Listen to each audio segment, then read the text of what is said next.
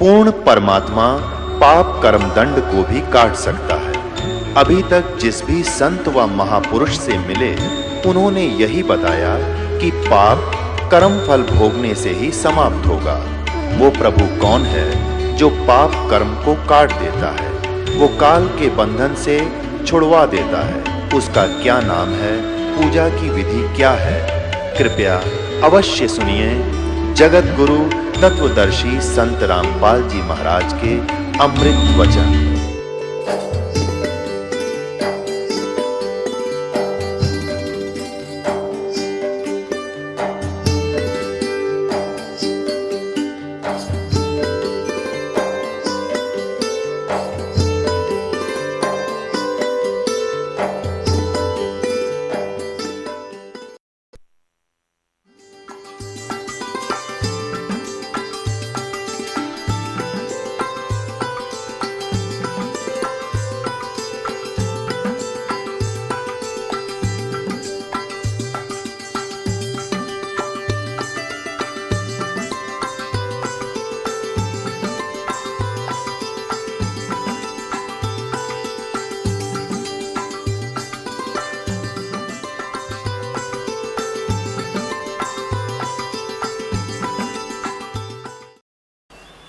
पुण्यात्माओं, इस दास के ये वचन आपको सारे उठ पटांग से लागेंगे एक बार तो, लेकिन धैर्य से सुनते रहना। प्रमाण देखोगे गदगद हो जाओगे, दांतों तो उंगली दबाओगे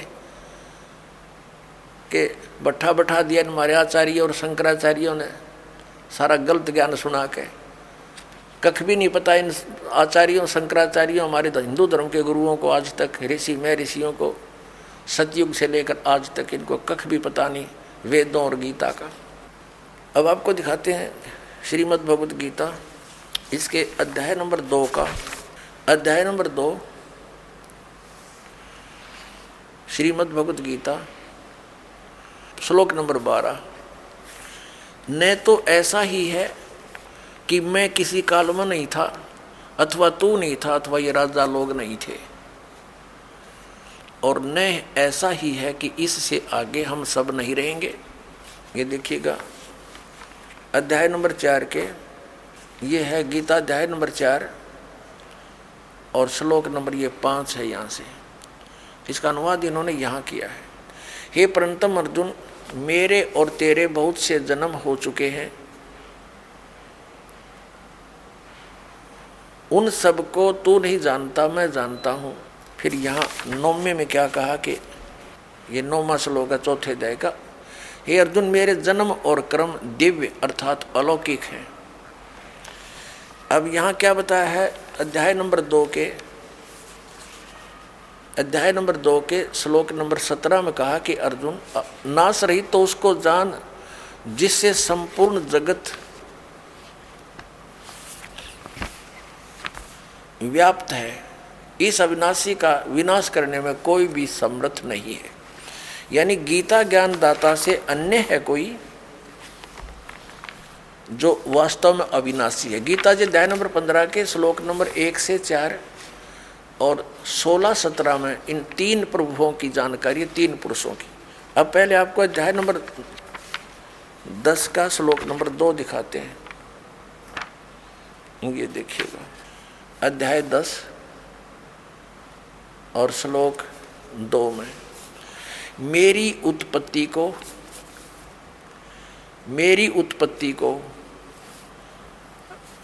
ये जो भी ये लिखते हैं, प्रभाव माने उत्पत्ति को न देवता लोग जानते हैं, न मैं ऋषिजन ही जानते हैं, क्योंकि मैं सब प्रकार से देवताओं का और मैं ऋषियों का आदि कारण हूँ। अब ये क्या स्पष्ट हो गया कि गीता ज्ञान दाता ये ब्रह्म है, सरपुरुष है।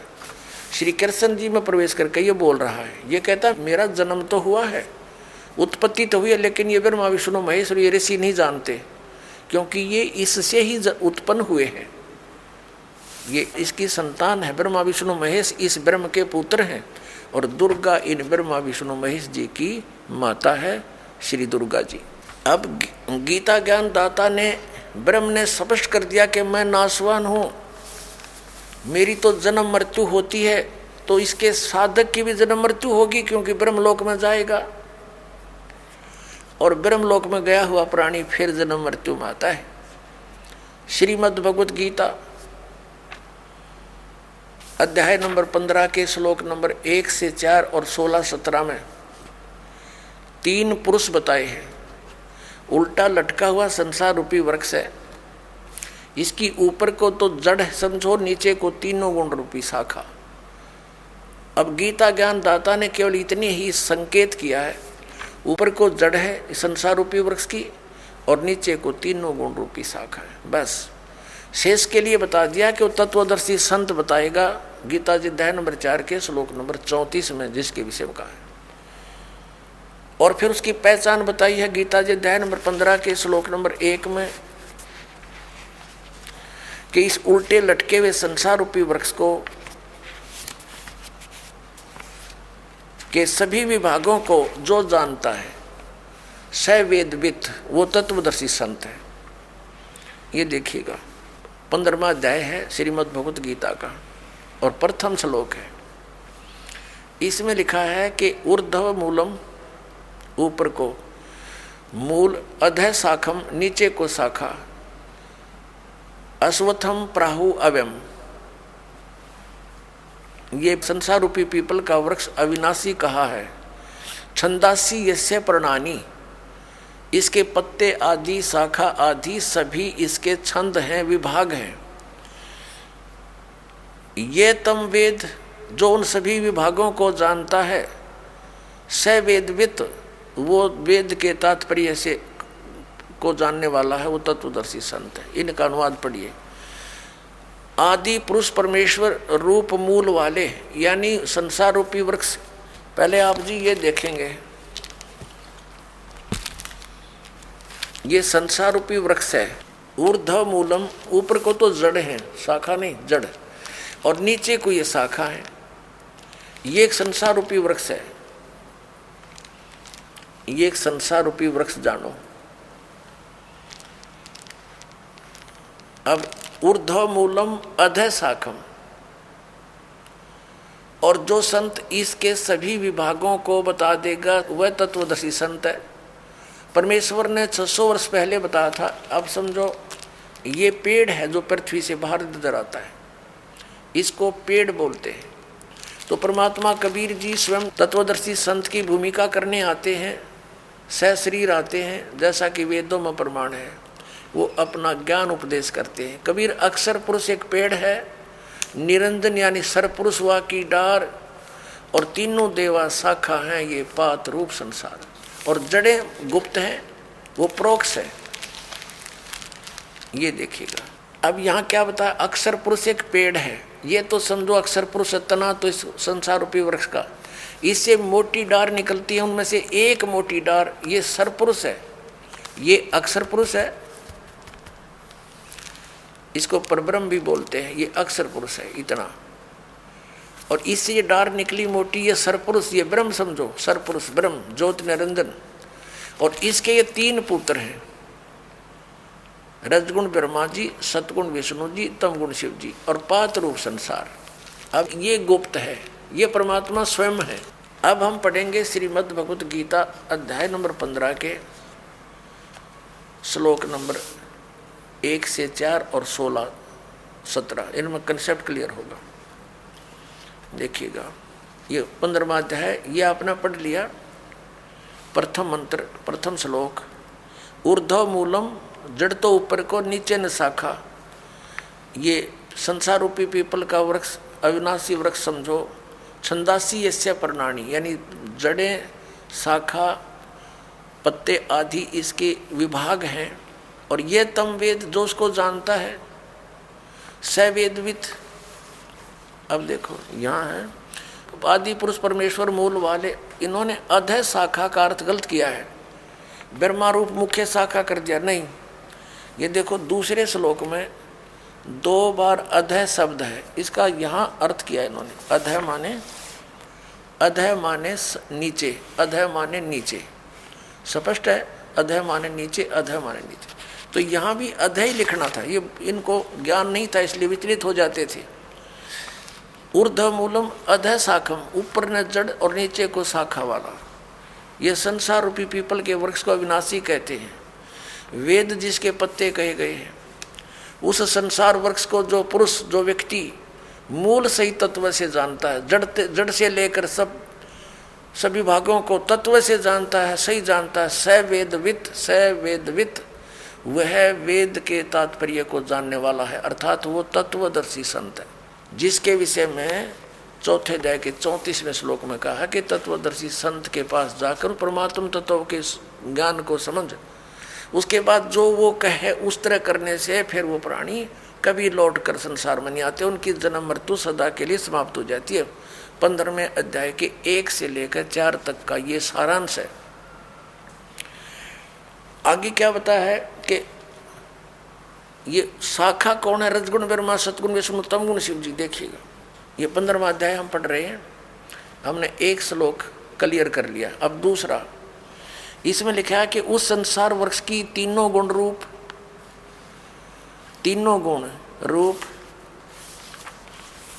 ये शाखा, विषय पर वाला, विषय विकारों वाली, ये तो देव मनुष्य रखिए तीनों नाप लिखा है, ये शाखा है। अधः माने नीचे, ऊर्ध्व माने ऊपर फैली हुई है।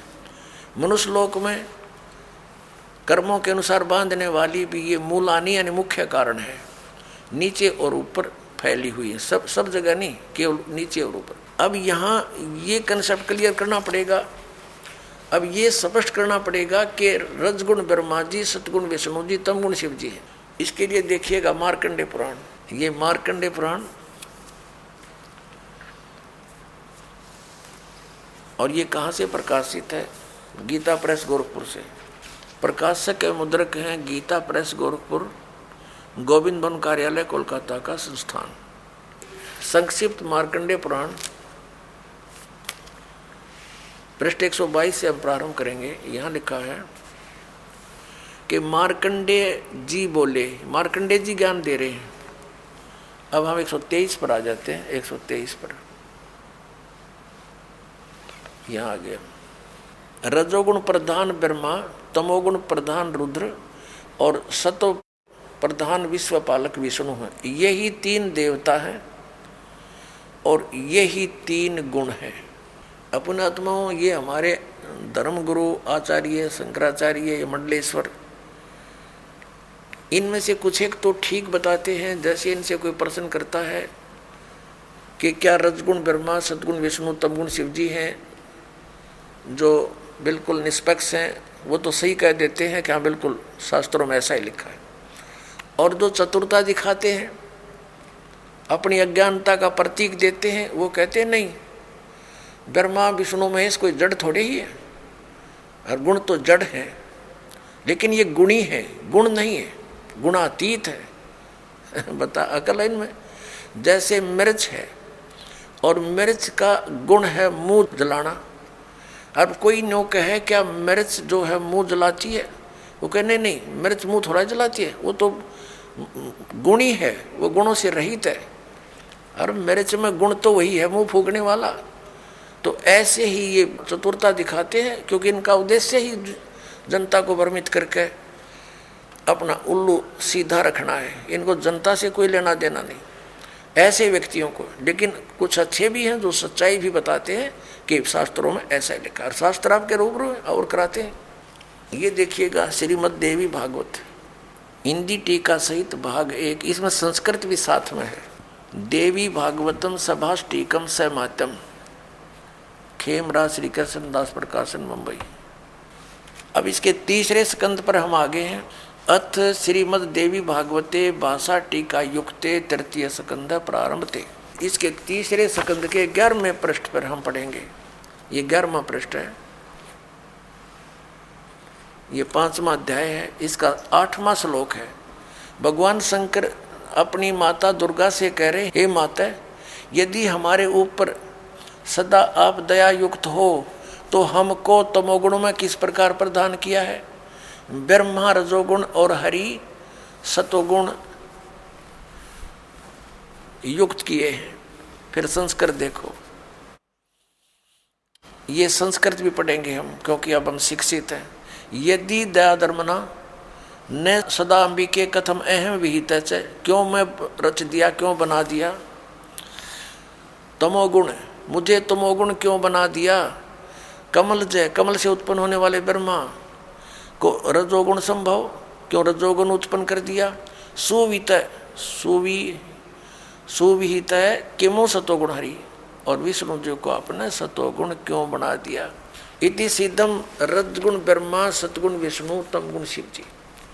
तो परमात्मा कबीर देव जी ने, परमेश्वर ने स्वयं आकर यथार्थ ज्ञान दिया कि अक्षर पुरुष एक पेड़ है और सरपुरुष यानी निरंजन वा की डार, और तीनों देवा रजगुण ब्रह्मा सतगुण विष्णु तमगुण शिव जी, तीनों देवा शाखा हैं, ये पात रूप संसार। अब हम इस पवित्र श्रीमद् भगवद गीता के इन 4 श्लोकों को 1 से 4, गीता अध्याय नंबर 15 के श्लोक 1 से 4 और 16-17 को पढ़ेंगे। अब आसानी से समझ में आ जाएगा, कंसेप्ट क्लियर हो गया। तीनों गुण, रजगुण ब्रह्मा है, सतगुण विष्णु, तमगुण शिव जी। अब देखिए गीता अध्याय नंबर 15 का और श्लोक नंबर हम 2 पढ़ रहे हैं। उस संसार रूपी वृक्ष की तीनों गुण रूप रजगुण ब्रह्मा सतगुण विष्णु तमगुण शिव जी, ये विषय पर वाला शाखा, अब संस्कृत भी साथ पढ़ेंगे हम। ये तीनों शाखाएं हैं, विषय भोग तरह का दी शाखाएं, नीचे और ऊपर।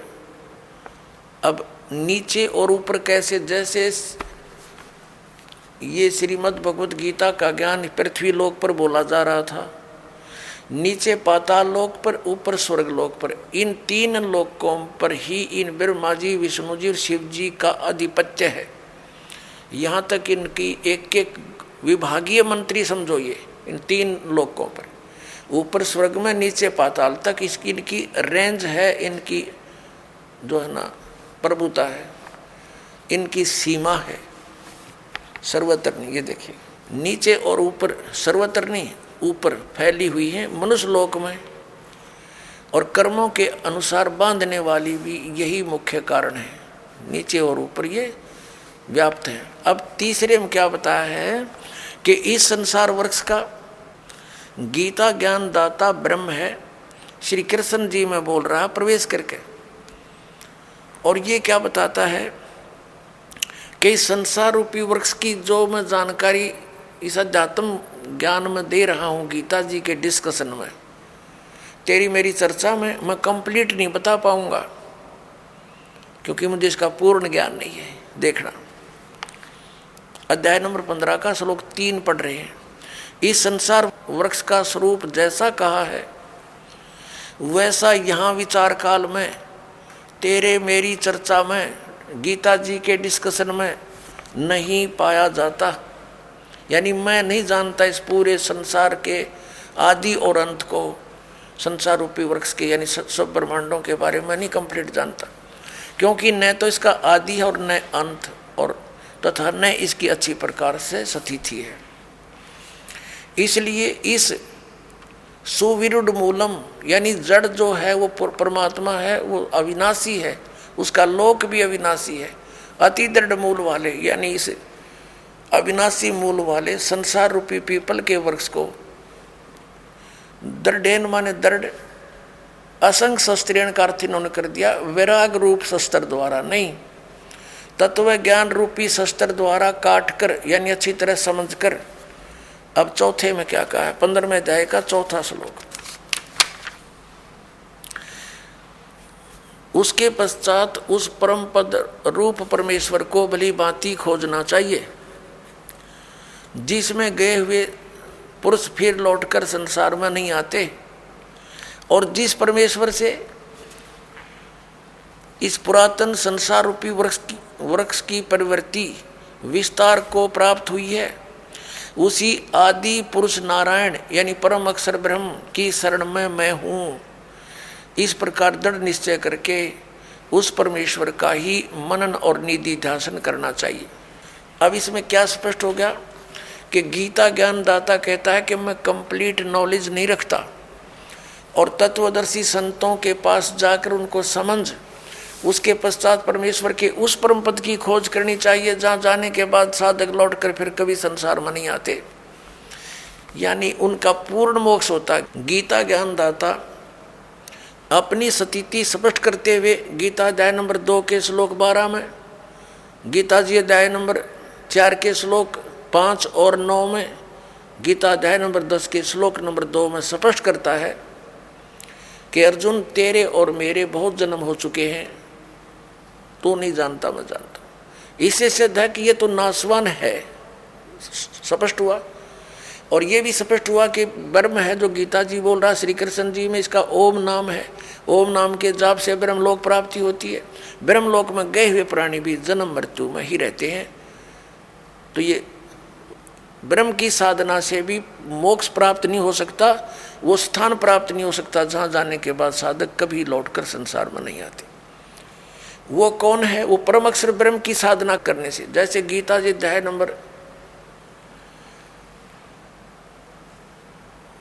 नंबर 4 के श्लोक नंबर 25 से लेकर 30 तक गीता ज्ञानदाता ने कहा है, कोई तो देवताओं की पूजा करता है, कोई केवल तीक्ष्ण व्रत रखता है, जैसे इन अहिंसावादी व्रत रखता है, जैसे मुंह पर पट्टी बांध कर नंगे पैरों घूमना, और कुछ स्वाध्याय ही करते हैं, जैसे गीता जी का नित्य पाठ कर लेना, वेदों का अध्ययन करते रहना। कोई प्राणायाम करता है, कोई केवल हवन यज्ञ ही करते हैं, और सभी अपनी साधनाओं को पाप नाशक जानते हैं।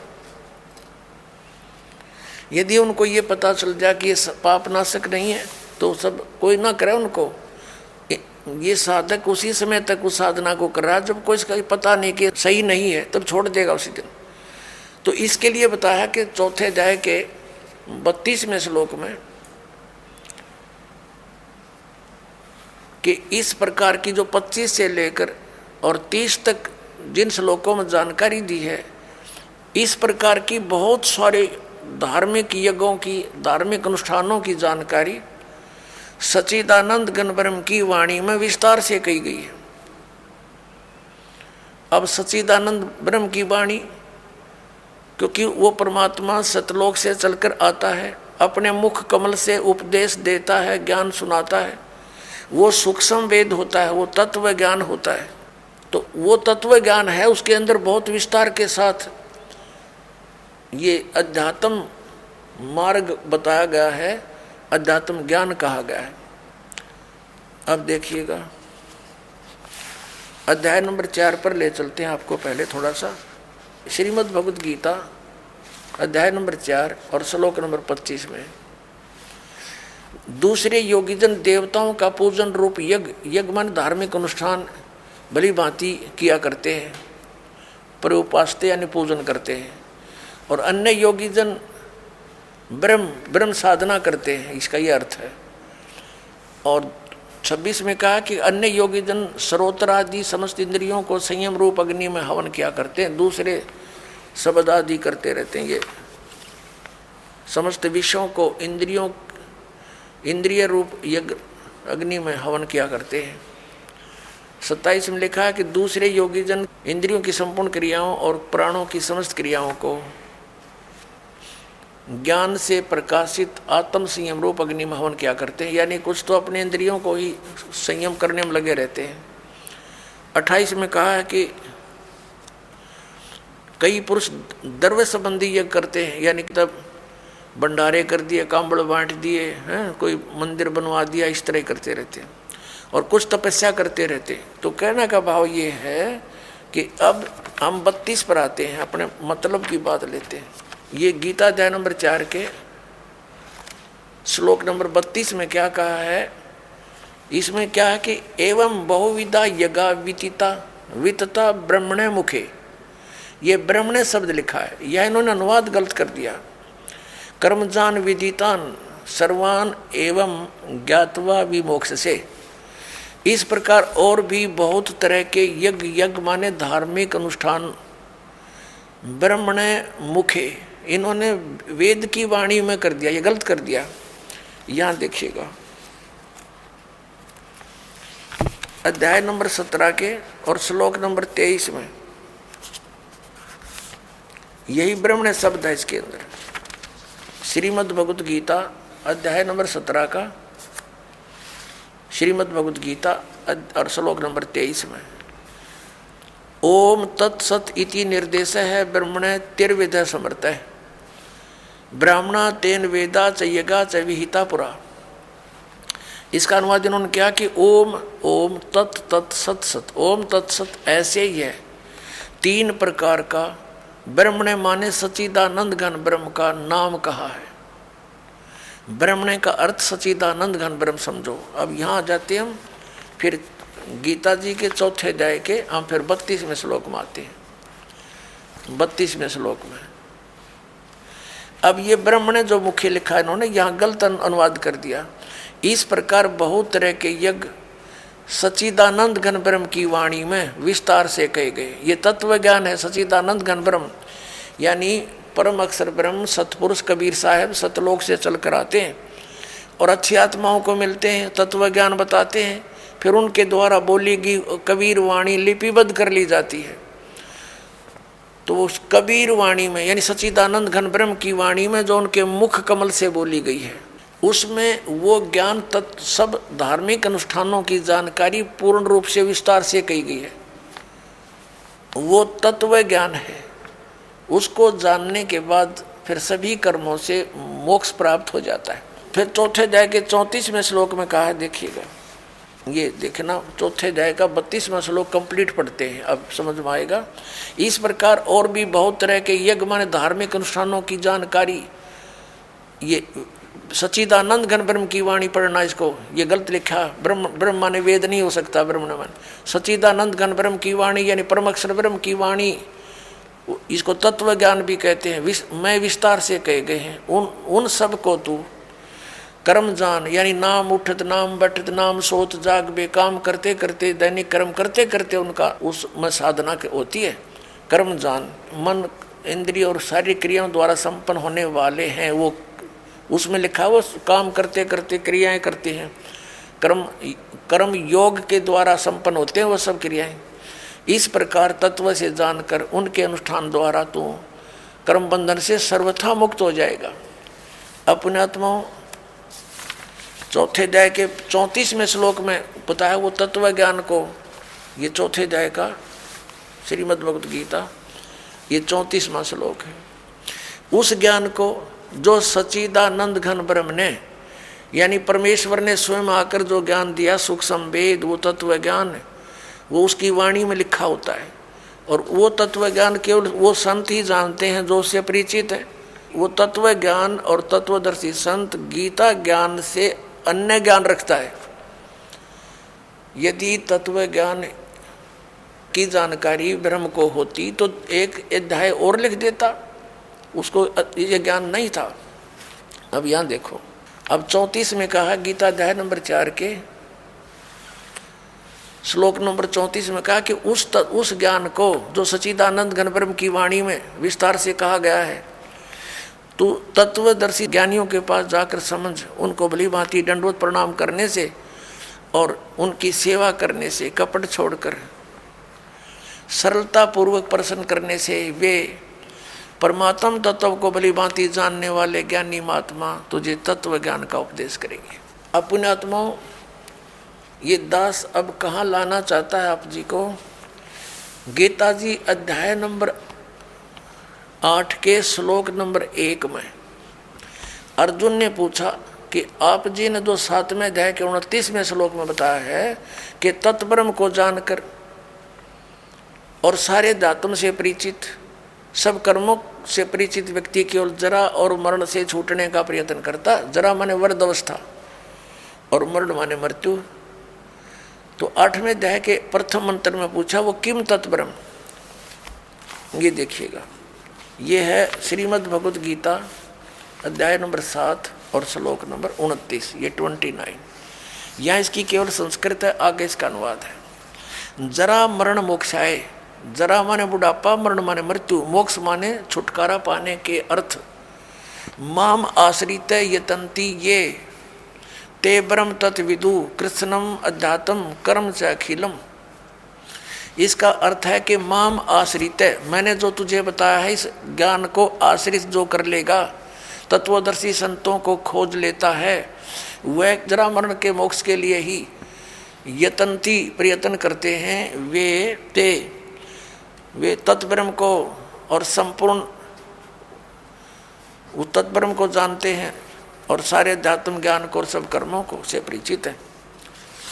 ये देखिएगा, यह अनुवाद है 7वें अध्याय के 29वें श्लोक का। जो मेरी शरण होकर आश्रित है, इसका अर्थ तो ये दास ने जो बताया वही सही है कि मेरे इस ज्ञान का आश्रय कर ले, कि तत्वदर्शी संत की खोज कर ले, उसके बाद उससे प्राप्त ज्ञान के आधार से जो केवल जरा और मरण से छूटने का ही प्रयत्न करते हैं, वे उस तत्ब्रह्म से और सारे अध्यात्म ज्ञान से और सब कर्मों से परिचित हैं। देखिए, अब 7वें अध्याय का 29वां श्लोक हम गीता जी का पढ़ रहे हैं। जो मेरे आश्रित माने शरण होकर जरा और मरण, जरा माने वृद्धावस्था, मरण माने मृत्यु से छूटने के लिए यत्न करते हैं, वे उस ब्रह्म को और संपूर्ण अध्यात्म को ये देखो, उस तत् ब्रह्म उस ब्रह्म को, संपूर्ण अध्यात्म को और संपूर्ण कर्मों को जानते हैं। यहाँ 8वां अध्याय श्लोक प्रारंभ होता है। इसका प्रथम ही श्लोक है 8वें अध्याय का। इसमें पूछा है किम तत्ब्रह्म, आपने जिस इस तत्ब्रह्म के बारे में कहा है कि तत् ब्रह्म को, उस ब्रह्म को और सब संपूर्ण अध्यात्म को, संपूर्ण कर्मों को जानते हैं। यहाँ पूछा 8वें अध्याय के प्रथम श्लोक में किम तत्ब्रह्म और किम अध्यात्म, किम कर्म पुरुषोत्तम, किम अधिभूत च किम प्रोक्तम अधिदेवम किम उच्यते। इसका उत्तर ये है, 8वें अध्याय का प्रथम मंत्र है,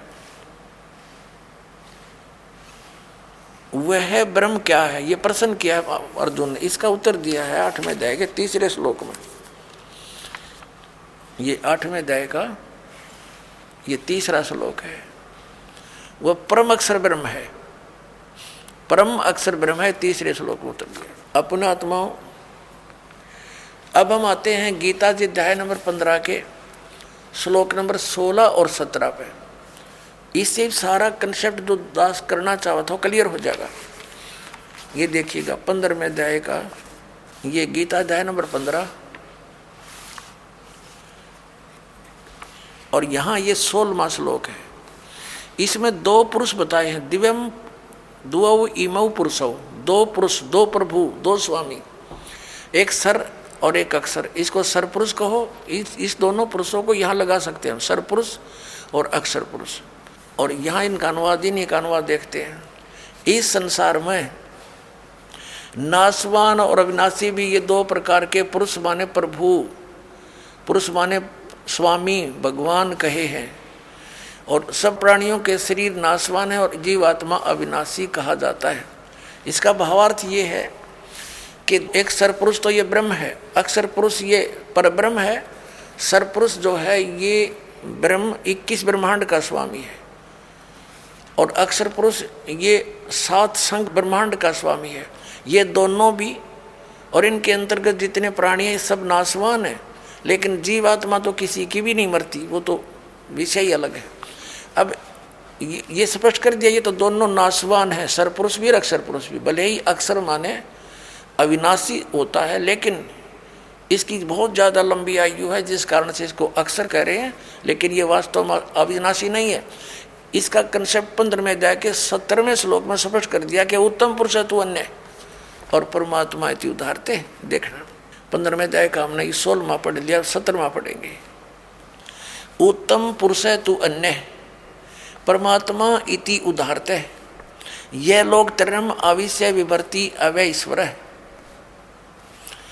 उत्तम पुरुष यानी श्रेष्ठ परमात्मा तो इन दोनों से कोई अलग है। 2 पुरुष 16वें में कहे उनसे अन्य है, और जो तीनों लोकों में प्रवेश करके सबका धारण पोषण करता है, अविनाशी परमेश्वर परमात्मा इस प्रकार कहा गया है।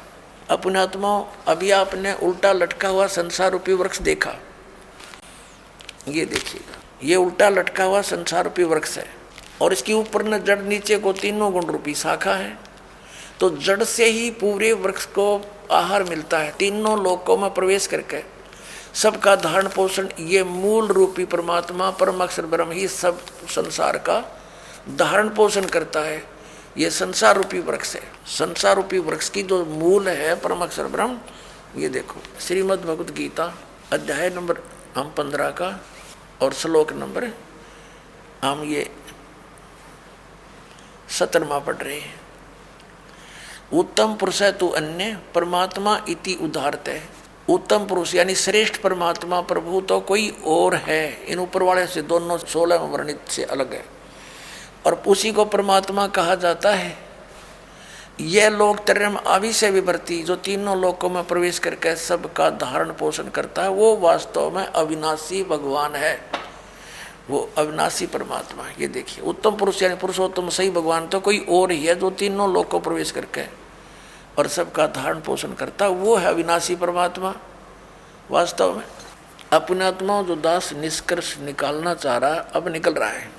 अब जो प्रसंग चला था कि विष्णु जी तो कह रहे हैं मैं दुर्गा से ऊपर किसी को नहीं मानता, मेरे आध्यात्मिक ज्ञान के जितना मुझे है मेरे ज्ञान में दुर्गा से ऊपर कोई भगवान नहीं। और विष्णु जी कह रहे हैं मैं दुर्गा की भक्ति करता रहता हूँ। और हमारे आचार्य शंकराचार्य कहते हैं ये अपने स्वरूप की भक्ति करते हैं, ये किसी की भक्ति नहीं करते। कोई कह कुछ राम की भक्ति करता है, राम श्री शंकर की करता है। ये इनकी दंत कथा लोकवेद था। अब दुर्गा जी ने स्पष्ट कर दिया, वो कहती है ब्रह्म की पूजा करो, मेरी पूजा भी छोड़ दो। उसका ओम नाम है, ओम नाम के जाप से ब्रह्म लोक प्राप्ति होगी। गीता जी ने स्पष्ट कर दिया कि गीता ज्ञानदाता ब्रह्म है, उसका एक ओम अक्षर है, उसकी साधना करने वाला ब्रह्मलोक में जाता है। ब्रह्मलोक में गए हुए प्राणी फिर जन्म मृत्यु में आते हैं, ये सथाई मोक्ष नहीं। अब गीता ज्ञानदाता 18वें अध्याय के 62वें श्लोक में और गीता अध्याय नंबर 15 के 1 से 4 में और 18वें अध्याय के 62 और 66 में, इन श्लोकों में ये स्पष्ट कर रहा कि उस परमेश्वर की भक्ति करनी चाहिए, उस परम अक्षर ब्रह्म की जो 8वें अध्याय के 3रे श्लोक में जिसके विषय में कहा है, उसकी भक्ति करनी चाहिए। उसकी साधना करने से प्राणी कभी लौटकर संसार में नहीं आता, परमेश्वर के उस परम पद की प्राप्ति हो जाती है। और गीता जी अध्याय नंबर 18 के श्लोक नंबर 62 में कहा कि तू सर्वभाव से उस परमेश्वर की शरण में जा, उसकी कृपा से तू परम शांति को और सनातन परम धाम को प्राप्त होगा, यानी फिर कभी जन्म मृत्यु नहीं होगी। अपनी इसने स्पष्ट कर दी, तेरी और मेरी जन्म मृत्यु सदा बनी रहेगी। अपने आत्मा आज सुबह भी यही विषय रहा था, लेकिन जब तक ये ग्रंथ रूबरू नहीं हो जाते तब तक हमें विश्वास नहीं होता, क्योंकि हम दूध के जले हुए और छाछ को भी फूंक मार कर पीते हैं। तो दास चाहता कि आपको इतना दृढ़ कर दूं कि आप सदग्रंथों को देखकर बिल्कुल पक्के हो जाओ और फिर त्याग दोगे उन नकली गुरुओं, आचार्यों और शंकराचार्यों को और अपना कल्याण कराओगे। अब देखिएगा, श्रीमद् भगवत गीता अध्याय नंबर 8 के श्लोक नंबर 3 में स्पष्ट हो गया कि वो परम अक्षर ब्रह्म है। श्रीमद् भगवत गीता अध्याय नंबर 15 के श्लोक नंबर 1 से 4 और 16-17 में स्पष्ट हो गया अक्षर पुरुष उसका तना है, सरपुरुष डार है, तीनों गुण रजगुण ब्रह्मा सदगुण विष्णु तम गुण शिव जी, ये संसार रूपी वृक्ष की शाखा है। और ये भी स्पष्ट हो गया कि सबका धारण पोषण करने वाला और वास्तव में अविनाशी परमात्मा परम अक्षर पुरुष है, परम अक्षर ब्रह्म है। अब गीता अध्याय नंबर 8 के श्लोक नंबर 5 में और 7 में गीता ज्ञानदाता अपनी साधना के लिए कहता मेरी भक्ति कर। उसके लिए मंत्र इसने बता दिया 8वें अध्याय के 13वें श्लोक में कि मेरा एक ओम अक्षर है, नथिंग एल्स, और मेरी भक्ति करनी है तो ओम अक्षर है तो मुझे प्राप्त होगा, लेकिन युद्ध करना पड़ेगा। और परम अक्षर ब्रह्म की शरण में जाना है, उसकी भक्ति करनी है तो उसका मंत्र बता दिया 17वें अध्याय के 23वें श्लोक में, ओम तत्सत इति निर्देश है ब्रह्मण तिर्विद समर्थ है। ब्रह्मणे माने उस परम अक्षर ब्रह्म के पाने की उसकी भक्ति का केवल ओम तत्सत इन 3 मंत्र के जाप का सिमरण करने का, 3 प्रकार से सिमरण करने का आदेश है, निर्देश। निर्देश माने फाइनल फैसला, नथिंग एल्स। तो उसकी साधना करने से तो वो 8वें अध्याय के 8, 9, 10 श्लोक में कहा कि उसकी भक्ति करेगा तो उस परमात्मा को, परम अक्षर ब्रह्म को प्राप्त होगा। उसकी साधना करने से वहाँ प्राणी चला जाता, जहाँ जाने के बाद फिर लौटकर संसार में नहीं आते। और ये हमारे अज्ञानी आचार्य शंकराचार्य, तत्वज्ञानहीन प्राणी मंडलेश्वर, ये कहते हैं हमारे धर्मगुरु कि श्री कृष्ण जी अपने बारे में कह रहे। हर इसमें कंसेप्ट क्लियर कर रखा है, 2 परमात्मा, नारे नारे 3 बोले हैं, 3 बताए हैं, लेकिन 2 का ही अधिक रोल है, क्योंकि हम सरपुरुष के लोक में रहते हैं और परम अक्षर ब्रह्म के लोक में हमने जाना है। उसकी साधना है, लेकिन बीच में एक थोड़ा सा इंटरफेरेंस है इसकी अक्षर पुरुष के, इसके 7 संग ब्रह्मंडों से हमने पार कर होना है। उसके लिए इसका ये ओम तो ये सीधा ही मंत्र है ब्रह्म का, तत् ये सांकेतिक है अक्षर पुरुष का, और सत भी सांकेतिक है परम अक्षर पुरुष, परम अक्षर ब्रह्म का। तो इन 3 मंत्रों के साधना से हम यहाँ से पूर्ण मोक्ष प्राप्त करके उस लोक में चले जाएंगे, जहाँ जाने के बाद साधक फिर कभी लौट कर नहीं आता। तो ये इस पूरी श्रीमद् भगवद गीता का निष्कर्ष आपके सामने। आप थोड़ा संकेत दिखा और देता हूँ, देखिएगा। श्रीमद् भगवद गीता अध्याय नंबर 8 के, गीता अध्याय नंबर 8 का हमने यहाँ तक पढ़ लिया था कि वो परम अक्षर ब्रह्म है। ये 3रे श्लोक में वह परम अक्षर ब्रह्म है जो गीता ज्ञान दाता से अन्य है। और यहाँ गीता ज्ञान दाता कहता है 8वें अध्याय के और ये 5वें श्लोक में,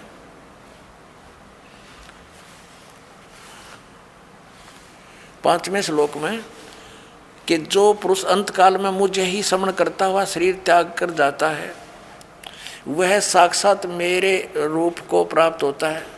साक्षात रूप नहीं, मद भावम याति, मेरे वाले भाव में को प्राप्त होता है, इसमें कोई संशय नहीं।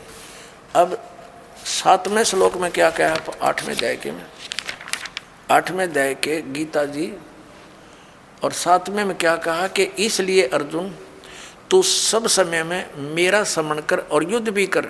युद्ध तक करना पड़ेगा मेरी शरण में रहेगा तो, और मुझ में अर्पण किए हुए मन बुद्धि से युक्त होकर निसंदेह मुझे ही प्राप्त होगा।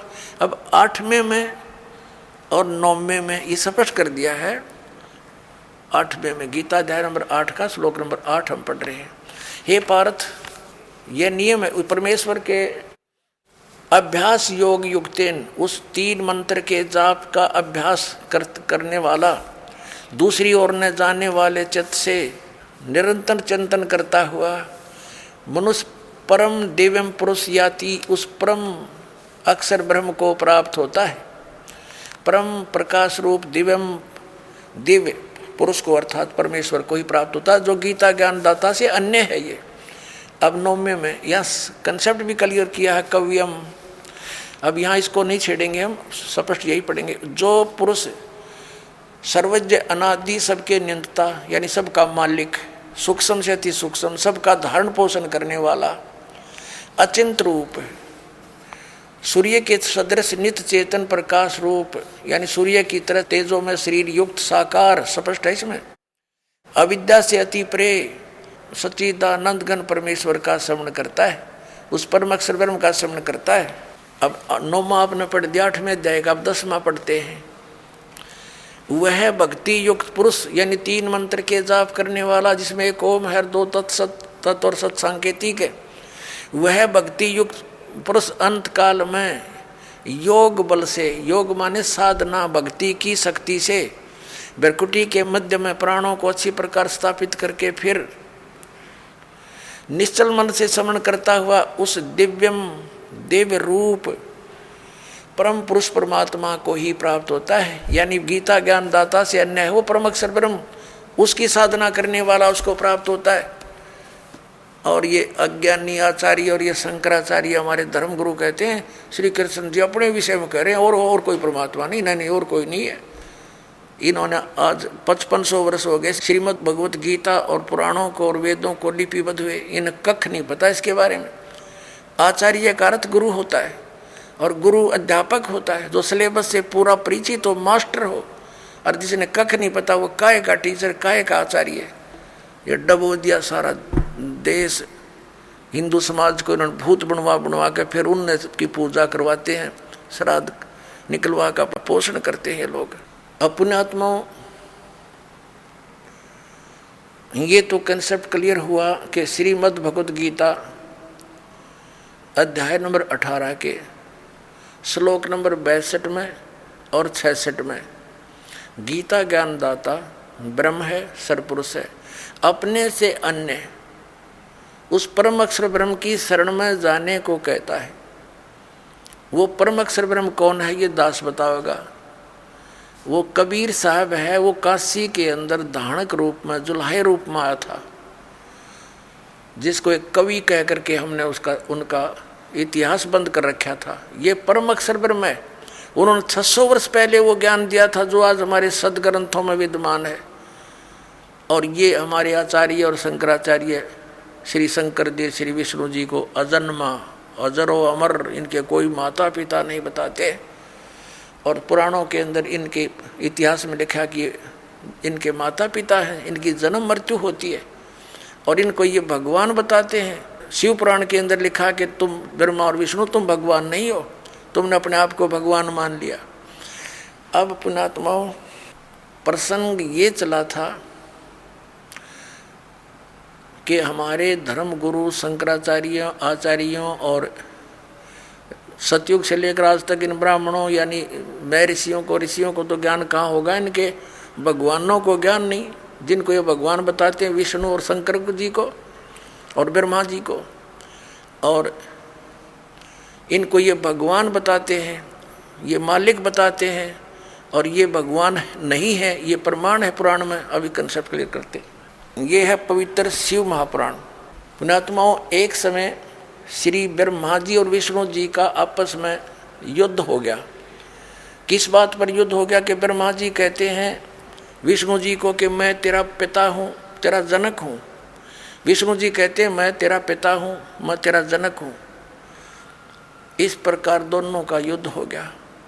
इनके दोनों के युद्ध को समाप्त कराने के लिए ऊपर से इनके पिता ने, इस ब्रह्म ने, सरपुरुष ने इनके बीच में एक स्तंभ खड़ा कर दिया, लिंग, बहुत बड़ा पिलर तेजों में। इन्होंने लड़ना तो छोड़ दिया, उसका और छोर खोजने लगे। फिर यहाँ पर ये प्रकट हो गया शिव जी का रूप धारण करके। ये ऐसे छल करता है, इसने प्रतिज्ञा कर रखी है कि मैं अपने वास्तविक काल रूप में कभी किसी के सामने प्रकट नहीं होऊंगा। इसका काल रूप कौन सा है? गीता जी अध्याय नंबर 11 के श्लोक नंबर 47-48 में ये कहता है कि अर्जुन देख, ये है मेरा काल रूप, विराट रूप, और इसकी प्राप्ति ना वेदों वर्णित विधि से, ना जप से, ना तप से, ना यज्ञ से, किसी प्रकार से नहीं हो सकती। ये तो मैं अपना अनुग्रह करके तेरे ऊपर कृपा की है, तेरे से पहले इसको किसी ने नहीं देखा था और ना आगे कोई देख सकता। गीता जी अध्याय नंबर 7 के श्लोक नंबर 24-25 में ये कहता है कि ये मूर्ख जन समुदाय मुझ अव्यक्तम व्यक्तिम आपनम मनन्ते, मुझ अव्यक्त को मैं अपने योग माया से छुपा रहता हूँ। ये मूर्ख जन समुदाय मुझे व्यक्ति रूप में आया हुआ कृष्ण मान रहे होंगे। I am not Krishna. तो वो छुपा रहता है। छल क्या करता है, कभी विष्णु रूप का धारण करके किसी को दर्शन दे देता है, ऋषि को, साधक को, तो वो विष्णु जी की महिमा गाता है कि आप ही सर्वशक्तिमान हो, मैंने समाधि काल में आपके दर्शन हुए, आप छुपाए हो अपने आप को। ऐसे ही कोई साधक साधना कर रहा है ब्रह्म की, तो उसको ब्रह्मा के रूप में दर्शन दे देता है। वो कहता है ब्रह्मा जी, ये ब्रह्मा जी सर्वशक्तिमान है, ये छुपाए बैठे अपने आप को, और किसी को शंकर भगवान के रूप में दर्शन दे देते। तो वो कहते हैं शंकर भगवान ही सर्वेश्वर है। तो इस प्रकार ये भ्रम फैला रखा था इस काल भगवान ने, और इसी के आधार से श्री ब्रह्मा जी, श्री विष्णु जी को भ्रम हो गया कि मैं पालन करने वाला, ब्रह्मा जी का मैं उत्पत्ति करने वाला। अब श्री विष्णु जी को ये था कि तू मेरी नाभि कमल से उत्पन्न हुआ, ब्रह्मा जी कहते हैं मैं सारी सृष्टि का उत्पन्न करने वाला हूँ, मैं प्रजापिता हूँ। इन दोनों का युद्ध हो गया। तो तब ये आके खड़ा हो गया उनके पास और उनसे क्या कहता है कि तुमने अज्ञानता से अपने आप को ईश मान लिया, भगवान मान लिया, यू आर नॉट गॉड। ये दिखाता हूँ आपको, ये देखिएगा श्री शिव महापुराण हिंदी टीका सहित भाग 1। ये श्री शिव महापुराण, इसके कौन है लेखक? विद्यावृद्धि पंडित ज्वाला प्रसाद जी मिश्र कृत हिंदी टीका सहित, खेमरा श्री कृष्ण दास प्रकाशन मुंबई। ये शिव महापुराण है। इसके हम विद्वेश्वर संहिता पर पहुंचते हैं। ये विद्वेश्वर संहिता 17 पृष्ठ नहीं, पहले हम आते 11 पृष्ठ पे। ये देखिएगा, ये 11 पृष्ठ विद्वेश्वर संहिता शिव पुराण अध्याय 6 में। यहाँ पर नंदी केश्वर यानी वो नंदी बैल बता रहा है भगवान शंकर का। नंदी केश्वर बोले कि हे योगेंद्र, एक समय विष्णु भगवान शेष सैया पर अपने गरुड़ आदि पार्षदों के से संयुक्त लक्ष्मी सहित शयन करते थे। उस समय ब्रह्म ज्ञानियों में श्रेष्ठ ब्रह्मा जी अपनी इच्छा से वहां आए। सब प्रकार सुंदर सेज पर शयन करते हुए कमल लोचन विष्णु जी से पूछने लगे, तुम कौन हो? मुझे देखकर अभिमानी पुरुष के समान शयन करते हो। वत्स बेटा उठो, देखो मैं तुम्हारा स्वामी आया हूँ। आए हुए स्वामी का गुरु को देख कर दुर्मान करता है, वह उस द्रोही मूड का प्रायश्चित होना निश्चित है। यह सुनकर विष्णु जी के अंतर में तो क्रोध हुआ, पर ऊपर से दिखाया नहीं, परंतु बाहर से शांत रहे और बोले, बेटा वत्स ब्रह्मा। विष्णु जी बोले ब्रह्मा जी को, वत्स बेटा तुम्हारा मंगल हो, बैठो इस आसन पर विराजो। इस समय तुम्हारे नेत्र कुटिल और मुख वक्र क्यों हो रहा है? ब्रह्मा जी बोले, हे वत्स विष्णु, तुमको समय के प्रभाव से अभिमान है। हे पुत्र, मैं तुम्हारा रक्षक और जगत का पिता मैं हूँ। विष्णु जी बोले, यह तो सब जगत मुझ में सतीत है, तुम चोर के समान किस प्रकार अपना कहते हो? तुम मेरी नाभि कमल से उत्पन्न हुए हो, इससे तुम मेरे पुत्र हो। इनका लठ बाज गया, ये गणी ना पढ़ावे आगाते। इनका आपस में लट्ठम लट्ठा हो गए, देवता फूल बरसाने लग गए, अक्षाबास मरो कटके। ये हमारे देवताओं के लक्षण देखिए। ये हम अब 11वां पृष्ठ पढ़ रहे हैं, अभी यहाँ नीचे आ गए हैं। यहाँ देखो विद्वेश्वर संहिता का, मैं श्रेष्ठ हूँ, मैं स्वामी हूँ, ऐसा कहकर एक दूसरे को मारने की इच्छा से युद्ध करने में उत्सुक हुए। संपूर्ण देवता विमान में बैठकर उस महाअद्भुत युद्ध को देखने चले आए और आकाश में उनका ऊपर फूल बरसाने लगे। वारे देवताओं, वारे देवताओं, ये हमारे देवता। दो भाइयों का झगड़ा हो जा तो सभ्य व्यक्ति उनका छूट बीच बचावा करा कर कहीं लड़के ना मर जा। अरे ये देवता फूल बरसावा, मरो लड़के हैं, हो जाओ खत्म है तेरा गजब। इन इतिहासों को पढ़ते थे हम। अब ये काल आ गया, इनके बीच में एक सतम डाल दिया इनके पिता ने पिल्लर तेजों में बहुत। इसके और छोर को खोजने लगे, इन कुछ नहीं पाया। ब्रह्मा ने झूठ बोल दिया। ये कथा आप सुनते रहते हो। इसलिए इनके बीच में आ गया और फिर इनको क्या हिदायत देता है कि तुम भगवान नहीं हो, तुमने अपने आप को भगवान मान लिया। ये देखिएगा शिवपुराण 17 पृष्ठ पर हम आगे। विद्वेश्वर संहिता है ये, विद्वेश्वर संहिता भाग 1 का अध्याय 9। अब यहाँ निंदिकेश्वर फिर बोले कि इस प्रकार जब वो दोनों नरम हो गए, भगवान ने नरम हुए ब्रह्मा विष्णु पर अनुग्रह करके, क्या बताया? उन दोनों की अज्ञानता और वैर को दूर करने के अर्थ दोनों से कहा कि मेरे सकल और निष्कल दो भेद से दो रूप है, परंतु और ईश्वर नहीं। इस कारण से दोनों उनके दो रूप नहीं हो सकते। पहला सतम रूप और पीछे मूर्तिमान रूप धारण किया। इसमें ब्रह्म निष्कल और इस रूप गुण सगुण, मेरे दोनों रूप सिद्ध और दूसरे के किसी के नहीं। अब इनसे क्या कहा, इस कारण से तुम दोनों को अथवा दूसरों को ईश तव की प्राप्ति नहीं हो सकती। तुमने ब्रह्मा और विष्णु ने अज्ञानता से अपने को ईश माना, भगवान मान लिया, ये बड़ा ही अद्भुत हुआ, ये बड़ा गलत हो गया। उसको दूर करने को ही मैं रण स्थान में आया। अब तुम अपना अभिमान त्याग कर मुझ ईश्वर में अपनी बुद्धि लगाओ। मेरे प्रसाद से लोक में सब अर्थ प्रकाश होते हैं। अब ये क्या कहता है कि मैं जगत का वर्धक होने से मैं ब्रह्म हूँ। आप आगे दिखाता हूँ आपको, प्रश्न नंबर 18 पर देखिएगा। पहले ये देखेंगे अध्याय नंबर 10 का, और यहाँ हम आ जाते हैं। हे पुत्रों, ब्रह्मा और विष्णु को कह रहा है, इनका पिता ये ब्रह्म, काल रूपी ब्रह्म सरपुरुष। हे पुत्रों, यह कृत आपने तब से प्राप्त किया है जिसको सृष्टि की उत्पत्ति और प्रलय पालन कहता है।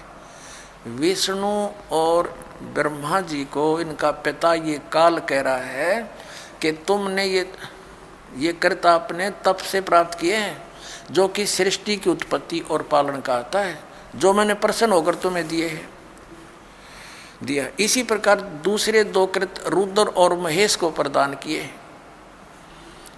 परंतु अनुग्रह कृत कोई भी पाने को समर्थ नहीं है। अब इसमें दास तो कहना चाहा था कि दो तो ये ब्रह्मा विष्णु हो गए और रुद्र और शिव ये दो नारे हो गए, ये चार हो गए, और पांचवा ये बोल रहा है। ये पांचवा जो बोल रहा है ये इनका पिता है, ये सरपुरुष है, और वहाँ ये शिव रूप में खड़ा हो गया इनके पास आकर। ये ऐसे ही धोखे से काम करता है, अपनी वास्तविकता से परिचित नहीं होने देता। ब्रह्मा और विष्णु ने शंकर भगवान मान लिया। अब आगे देखना ये क्या कहता है। ये काल जो इन चारों को बहुत संबोधित कर रहा है, वो कहता है कि मेरा ओंकार मंत्र है। ये देखो, अब हम 19 पृष्ठ पर आ गए, 18 पढ़ लिया। विद्वेश्वर संहिता अध्याय 10 ही चल रहा है, यहाँ देखना।